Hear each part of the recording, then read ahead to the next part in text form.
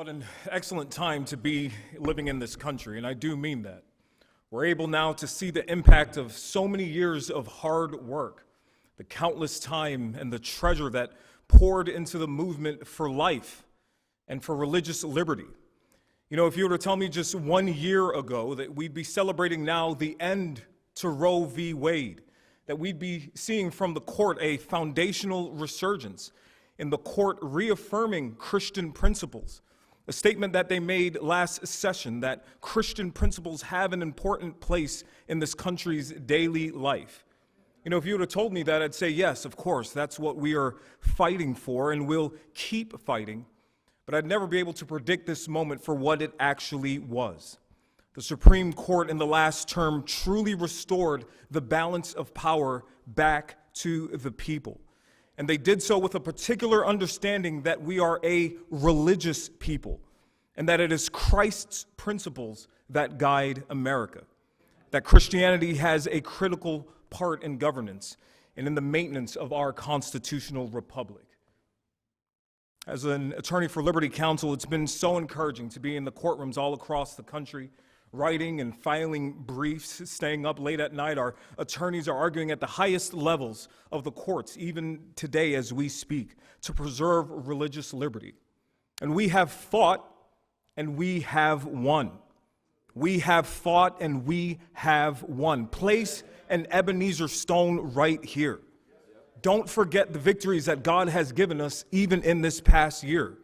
We have fought and we have won for church reopenings. It's faithful men that during the COVID era preached God's instruction to not forsake the assembly of the saints. They purposed that they would not shut down their churches. Over 2,000 churches we helped in 48 states. This ultimately led to the case in front of the Supreme Court, the Harvest Rock case in 2021, where the court told Governor Gavin Newsom in California that he could never, ever again shut down churches, regardless of what the government says. But the building that Pastor Creed mentioned, we had a $1.8 million mortgage note remaining on it. Our attorney's fees were $1.6 million in that case. So right now, Governor Newsom wrote a check to open our doors right behind the Supreme Court. There are Bible studies being held right now. That's what occurs when we fight and we win. We have fought and we have won for religious speech. It was faithful men like Hal Shurtleff, our client Hal Shurtleff, when the city of Boston refused to fly the Christian flag. He said, "You won't separate my faith from your state." It was a 6-year battle which culminated a 9-0 victory at the Supreme Court, where the court said that individuals of faith can continue to take that faith and belief into the public square, that they continue to have their viewpoint recognized in the public square. We fought and we have won. Amen. First Liberty took the case for Coach Kennedy. He was a faithful man. Coach Kennedy said, "I will walk out to the 50-yard line. I won't heed the threat from the school district. I won't count on my pay. I won't rely on my livelihood as something to cling onto as being important. Rather, I will call on the name of the Lord to protect my football players." His stand, his kneeling there led to his victory, a victory from the court that reaffirmed that teachers and coaches, that students on public school property and during school time can pray in public. They can pray for the safety of their classmates. They can pray for the safety of their football players. It was also parents in the state of Maine, faithful parents who wanted to get a quality education for their children. They wanted a Christian education for their children, and they said, "My hard-earned cash should be able to follow my child to the school of their choosing." Through their battle and through their victory, they've freed up parents in several states who are also able now to use their money and have it follow their children, even and especially in Christian education settings. You know, we all have fought. We all have won this right for babies to be recognized as having the right to life. This statement from the court in Justice Alito's words that there is no constitutional right for the ongoing murder of our babies in the womb. Roe v. Wade is gone.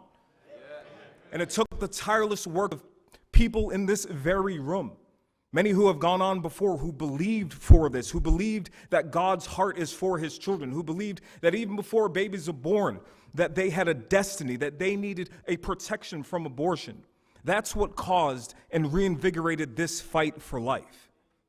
That's the time that we are in. That's why I call it an excellent time in history. That's why we place an Ebenezer stone right here and say, up until now, hasn't the Lord been with us? And I know, pastors, you are still in a Jeremiah moment, that there is still work to do, still to be faithful to that task, to be faithful to preach, even if it seems like it's a Jeremiah 7:27 moment, where therefore thou shalt speak all the words unto them, but they will not hearken thee. Thou shalt call unto them, but they will not answer thee. Even if you seem like you're preaching to empty pews or to silent legislators, continue to be faithful to the work to preach. Doesn't this moment sound like a Daniel 6 moment, where all of us, just like Daniel, knowing that even when the writing was signed, he still went into his house, and his windows being open in his chamber towards Jerusalem, he kneeled upon his knees. 3 times a day he prayed, and he gave thanks before his God, despite what the government said, despite what the king's edict said, despite what Governor Westmore said, despite what President Joe Biden could say. He continued to worship his God. Does this moment not feel like an Acts 2 moment, saying that whatever may come, we must obey God rather than men? There will be more moments of testing for you, more moments of those that you are charged to keep watch over. The threat continues to come. The threat comes from the LGBT agenda. They have attempts, as you've heard, even this law that we're hearing about in Maine, attempts which are popping up at all levels. They truly hate God's created order for marriage and sexuality. Make no mistake, they hate God's created order. But it gets even worse in that they try to seek to force the participation of believers. They try to lure us in to their schemes by silencing us. And it's not by accident. These aren't mere irregularities. They're part of a concerted effort. They're attempting to make this incorrect idea of human nature prevalent. But they have to silence the church in order to do so. They have to silence the last bastion of God's truth in this world in order to do so. So it's not irregular that they come after the church. For them, any dissent must be silent. Conformity to their new standard must be mandated. It must be enforced. And so we saw just out of Capitol Hill last December this so-called Respect for Marriage Act becoming, well, it's no law at all, but becoming law. I'm sure you and I were blindsided when 47 Republicans in the House and 12 Senate Republicans went along and voted with this morally perverse, culture-destroying, Christianity-attacking, God-hating LGBT agenda. For the first time in our nation's history, Congress saying that it will make a clear decision to erase God's standard for marriage through this Respect for Marriage Act. You know, this law does a number of things. Amongst them, it charges the United States Department of Justice to investigate and then prosecute anyone who is accused of not honoring, accepting, or participating in the unions outlined in this law. That's saying if they don't promote the LGBT agenda, if they don't promote the transgender agenda through their business or through their nonprofit or through their schools or through their education, that there can be an investigation and prosecution from the Department of Justice. It also goes a step further and says there can be peer-to-peer legal action so your neighbor can sue you if they so choose. Citizens targeting one another based on their views of natural marriage. That's how aghast a law like this is coming from Congress. It seeks to make Kim Davises out of all of us. Kim Davis, one of our more famous clients. You'll remember the Kentucky clerk out of the state of the Commonwealth of Kentucky. She was the clerk that is celebrating now the 7th anniversary of spending 5 days in jail as a result of not signing a same-sex marriage license. When she was asked why she would not sign, she said, "I won't do this under my authority." When she was pressed, "Well, what authority do you have?" She said, "Well, I won't do this under God's authority." It was a bold statement that landed her in jail, and we fought in order to get her out of jail. We even got the governor to sign a law so that she didn't have to put her name on any marriage license, but her saga continues even unto this day. Well, a law like the so-called Respect for Marriage Act seeks to make Kim Davises out of all of us. attempting us to violate God's authority to follow their lie. There are current cases in front of the Supreme Court, like the 303 Creative case, this wedding website designer. She's still awaiting a decision from the court. There are other professionals and entrepreneurs who are vocational, many members even in your church, that see their work in terms of a calling. God has placed on their life this calling to impact their community with their culture and with their creativity. They want to mimic what their Creator does, lend their creativity. Just like He is the intelligent designer, they also want to manufacture just like He creates. They also want to craft and order things in a manner that's aesthetically pleasing. And they've been successful as a result. However, they don't want to violate their faith either. They don't want to lend their creativity to a habit or to a pattern or to a lifestyle that is sinful and destructive. They don't want to create a culture that goes against what their God has ordained, and so they are declining to do these things. That's the sort of battles that, yes, pastors are up against, that coaches are up against, but members in your church, the entrepreneurs in your church, are also up against. In this last fight, several states that as a result of the Dobbs decision have gone in the right direction. They've obliterated these pro-abortion laws from their states. But then you have a state like this one, Maryland, who is now considering a constitutional amendment, a change to the Constitution to promote the killing of innocent babies. That's what we are up against. But my friends, that's exactly the place that we ought to take a stand. Even if all manner of evil is spoken against you, take a stand. And so I want to encourage you, pastors. I want to encourage you, leaders, to continue on in this fight.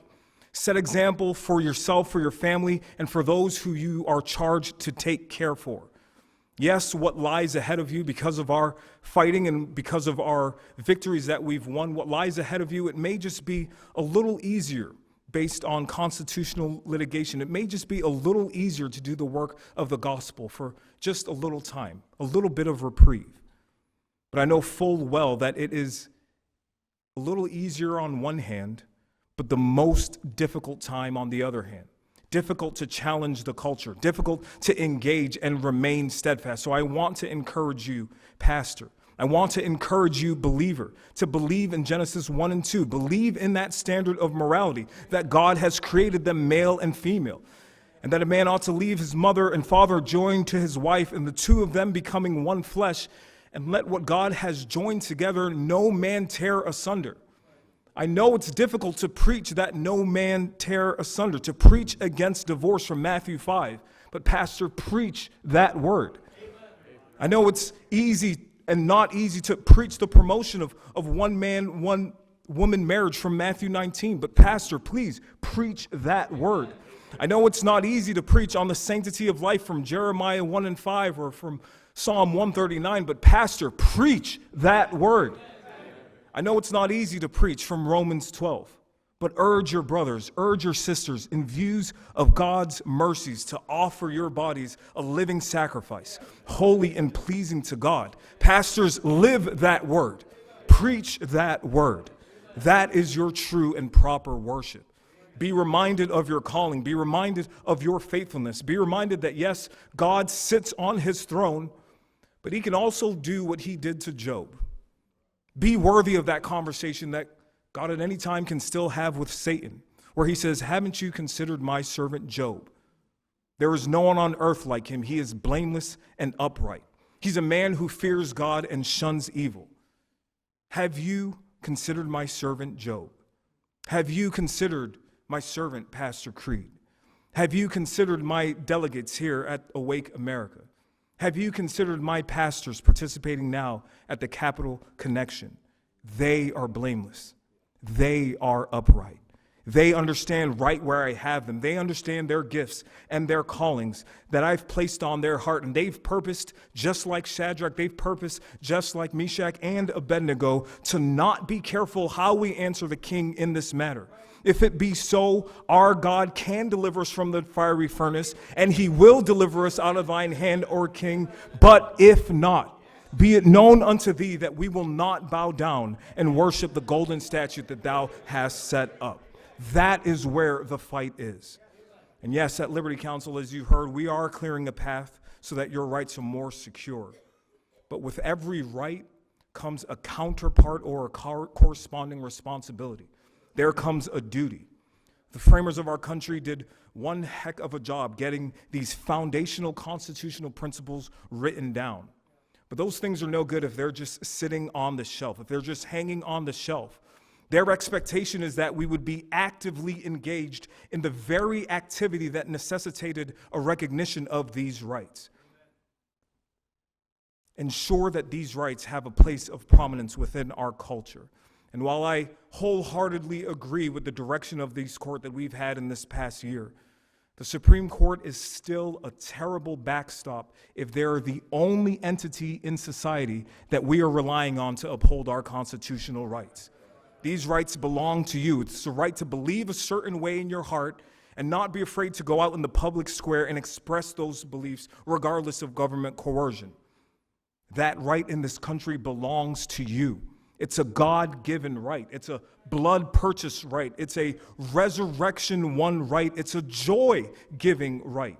It's a right to do the work of the gospel in this nation. It's the duty to do the work of the gospel in this nation. And if there's a hiccup, if there's legal prosecution along the way, contact us at Liberty Counsel. That's lc.org. lc.org. Contact us at Liberty Counsel. See the fight that we're ready to put on for you in the courtroom. What do you say? What do you say? Why don't we be faithful to this task? Why don't we return thanks to God for a nation and a people and a rule of law that recognizes God as creator but will one day have to stand before him as king? And he's given us the right and the corresponding duty to share that truth with a nation and a world that needs to hear it the most. We're already fighting. We might as well fight to win. God bless you.